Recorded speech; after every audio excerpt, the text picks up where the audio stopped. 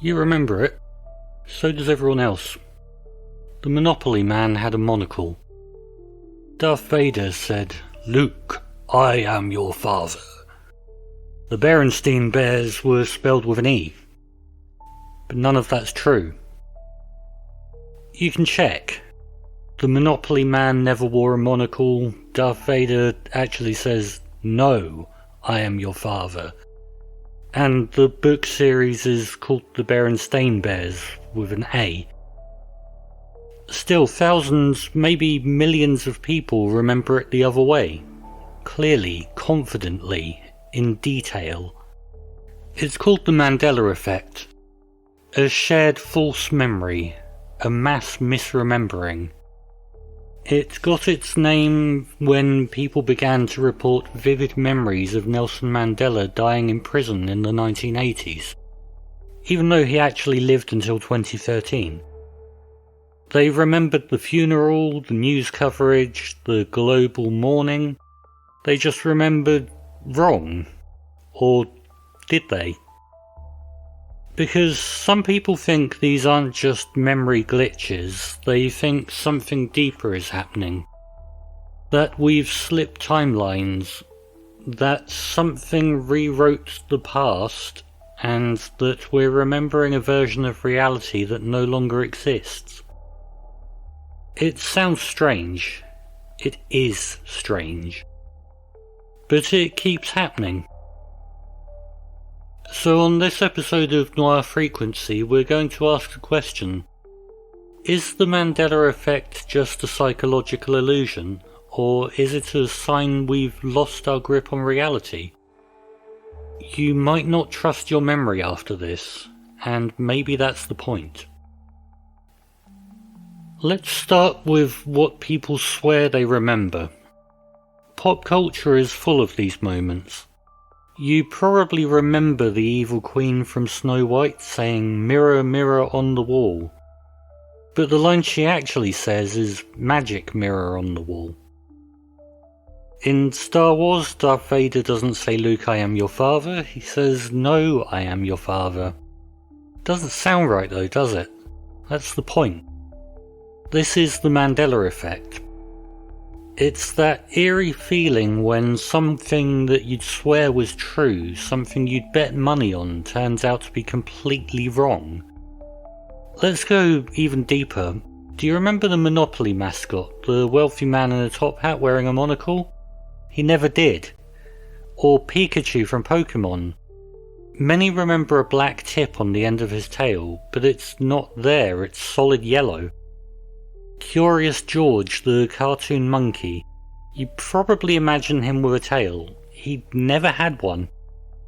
Some recall the logo for a clothing brand showing fruit spilling out of a cornucopia. There is no cornucopia, it's just the fruit. And then there's a movie from the 90s called Shazam, starring the comedian Sinbad as a genie. People describe the VHS cover, the plot, specific scenes, but no such film was ever made. It simply doesn't exist. And the further you look, the weirder it gets. Nelson Mandela died in 2013, but people around the world clearly remember him dying in the 1980s while in prison. They recall TV footage, public mourning, headlines, all of it. Others remember evangelist Billy Graham dying in the 90s, decades before he actually passed away in 2018. Some even claim to have seen footage of the man known as the Tank Man from the Tiananmen Square protests being run over by tanks. That footage doesn't exist, the tank stopped, he lived. And then there are the maps. Some people are surprised to learn that New Zealand is southeast of Australia, not northeast. That South America is far more to the east than they remember. That Mongolia is an independent country and not, as they thought, part of China. Even brand names confuse people. They remember peanut butter called Jif as Jiffy. They're sure a fast food chain was spelled one way only to find out it never was. Over and over we find examples where large groups of people share the same false memory, and they don't just remember the idea, they recall vivid details, specifics, emotion. It's not just one person getting it wrong, it's thousands. And that's where things get strange. Because if it's not memory, and it's not lying, and it's not coincidence, then what is it? Next we'll look at what science has to say, because the human brain is brilliant, but it's also full of shortcuts, and sometimes those shortcuts lead us somewhere very, very strange. So what's going on? Why do so many unrelated people across generations, cultures, even continents remember the same things wrong? To answer that, we have to talk about memory. Human memory isn't a recording, it's a reconstruction. Every time you remember something, your brain rebuilds it from fragments, sounds, impressions, emotions, expectations, and every time you recall it, the memory changes a little. Memory isn't fixed, it's edited, rewritten. We like to think we remember what happened, but really we remember what made sense at the time. This is called confabulation, when the brain fills in the gaps with details that seem logical. Not lies, just narrative patches. Your mind wants the story to flow. Take the Monopoly man. He wears a top hat, he's rich, probably carries a cane, and many people assume a monocle. Because monocles mean wealth. That's the stereotype. But there's no monocle. Your brain supplied it because the character should have one. Or Curious George, a monkey without a tail. That doesn't fit the image we expect, so your brain adds a tail, quietly, automatically. These are mental shortcuts, schemas, heuristics. They help us navigate the world efficiently. But when it comes to memory, they can betray us. Elizabeth Loftus, a pioneer in memory research, demonstrated how easily memories can be manipulated. In one of her most famous studies, participants were shown a video of a car crash. Some were asked how fast the cars were going when they hit each other. Others were asked how fast they were going when they smashed. Those who heard smashed reported higher speeds and were more likely to remember broken glass even though there wasn't any. Just one word changed the memory. In another study, researchers planted a fake childhood memory, getting lost in a shopping mall. Participants insisted they remembered it happening. They described details, how they felt, what they saw. It never happened, but the mind made it real. This is how false memories are born, not through deception, but through suggestion. And it gets worse when we're dealing with childhood. Many Mandela Effect examples come from things we encountered when we were young. Cereal boxes, cartoons, children's books, brand names. Things we saw but didn't study. Things that blurred at the edges but stuck emotionally. When you try to recall them as an adult, your brain reassembles the pieces, and sometimes it uses the wrong puzzle. Even more disturbing, you're not alone, because everyone's brain uses similar shortcuts. We all have the same assumptions about what a cartoon banker looks like, the same expectations for how a monkey behaves, the same memories of movie quotes we heard echoed in pop culture. Which means we all make the same mistakes, and when enough people make the same mistake, we start to believe it's not a mistake at all. That's where memory conformity comes in. It happens when a group reinforces each other's false memories. You don't just misremember, you adopt the false memory more deeply because others validate it. Think of the way memes spread. One person posts the wrong quote from a movie, it gets thousands of shares, people laugh, nod, remember it that way. Now, the wrong version feels more familiar than the real one. This is the familiarity heuristic. If something feels familiar, we trust it, and repetition breeds familiarity. So when you hear "Luke, I am your father" 100 times, you stop questioning it, even if the real line was different. Over time, the fake memory becomes the dominant one, not because it's true, but because it's been echoed more often. And the internet has only made this worse.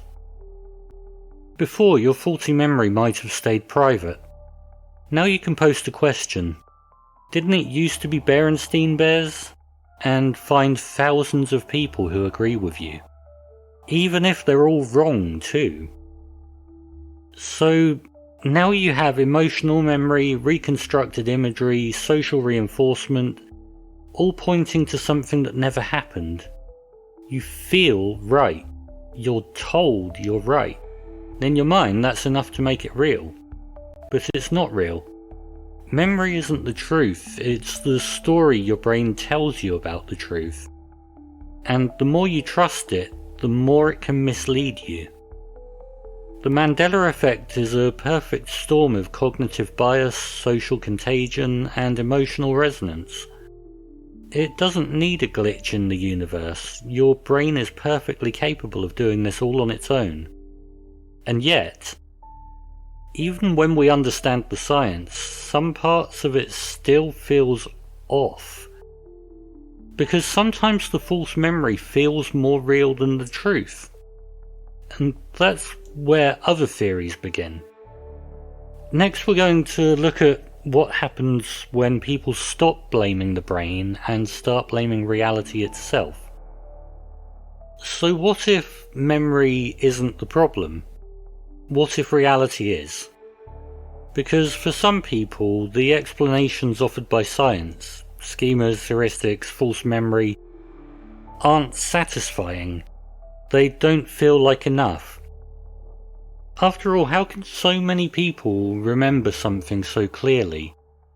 Something that never happened. The details are too vivid, the confidence is too high, the emotional certainty unshakable. So they look elsewhere, beyond psychology, beyond science, to something stranger. One theory says we're living in a simulation, that reality itself isn't real, that it's a kind of digital construct, a program. And if that's true, then what happens when the code changes? The Mandela Effect, under this theory, is evidence of glitches. Small corrections, memory mismatches, a few bad files carried over from a previous version of the simulation. Maybe the spelling changed because the database was updated. Maybe the memory lingers because our mind is accessing cached data from a previous instance of reality. It sounds like science fiction, and it is, but some serious thinkers have explored it. Elon Musk has publicly speculated that we may be living in a simulation. Philosopher Nick Bostrom laid out the idea that if simulations become advanced enough, and they almost certainly will, then we're probably already inside one. Under this theory, Mandela effects aren't mistakes, they're side effects, evidence. Proof that something in the machine changed and we noticed. Another theory says we've slipped timelines, that the world we remember was real, but it was a different version of reality. This is the multiverse idea, that there are infinite timelines, infinite worlds, and somewhere along the line we jumped tracks. In one world, Mandela died in prison, in another he lived and became president. In one world it's Berenstein, in another Berenstain. The idea is that something caused a fracture, a shift, and we're living in the new timeline but carrying memories from the old. This theory often connects to a real piece of modern science, quantum physics, specifically the many worlds interpretation, which suggests that every quantum event spawns multiple outcomes. Some say the Large Hadron Collider at CERN, where scientists smash particles together at near light speed, is responsible. that by opening a new level of particle interaction, we accidentally caused a timeline collapse or merge. That the moment they found the Higgs boson, reality rebooted, and some of us noticed. Of course, scientists at CERN say this is nonsense, that they're not manipulating time, they're not shifting realities, they're studying particles, just not the ones in peanut butter logos. Still, the idea persists, because for some these changes feel more like evidence than error. If it's not your memory that changed, maybe it's the universe. There are other versions too, religious interpretations, seeing Mandela effects as signs of spiritual warfare or divine corrections. Paranormal theories that ghosts, spirits, or higher forces are tampering with reality. And even the belief that we're being gaslit on a global scale, though that one slides into conspiracy. Now, to be clear, there's no empirical evidence for any of these theories. There's no proof that timelines shifted, no proof we're in a simulation, no proof that reality is rewriting itself. What we do have is the science of memory, the psychology of perception, and an internet that spreads errors faster than we can correct them. But even if you don't believe the theories, it's easy to see why they appeal to people. Because if something feels real, deeply emotionally real, then the truth, no matter how rational, feels like a letdown. So we reach for the extraordinary, we imagine cracks in the world, and sometimes imagining is enough to make those cracks feel real. In the end, the Mandela Effect tells us as much about our fear of forgetting as it does about memory itself. The fear that maybe we can't trust our minds, or maybe we can't trust the world they exist in. So what do we make of it? Is the Mandela Effect just the mind's way of patching gaps in memory? Or is it a sign that something deeper is wrong, not with our recollection, but with reality itself? The answer, as always, depends on who you ask. The science is compelling. We know that memory is flawed, flexible, and easily manipulated. We know how groupthink, childhood nostalgia, and cultural repetition can create false memories that feel more real than the truth. And yet for many, those explanations aren't enough. There's something haunting about the idea that your clearest memories might be wrong, that something you knew for years without question could simply vanish beneath the weight of a fact check. It's disorienting, and that disorientation opens the door to possibility. Maybe we do live in a simulation. Maybe timelines aren't as fixed as we think. Maybe the stories we tell ourselves about history, identity, childhood are all part of a delicate balance between what happened and what we need to have happened. The Mandela Effect isn't just a curiosity, it's a reflection of how much we trust our minds, and how easy it is to lose that trust. The real question isn't whether your memory is broken. The question is what happens when the cracks start to show, and you realise just how fragile the story of reality really is. Maybe that's what makes the Mandela Effect so unsettling. Not that we're wrong, but we're so sure we're right. Thanks for listening to this episode of Noir Frequency. If this episode left you thinking, if it unsettled something just under the surface, consider subscribing and sharing it with someone who remembers the same thing you do. Because this isn't just about faulty memory, it's about what we choose to believe when the facts and the feelings don't line up. We don't decode reality, we interrogate the moments it cracks.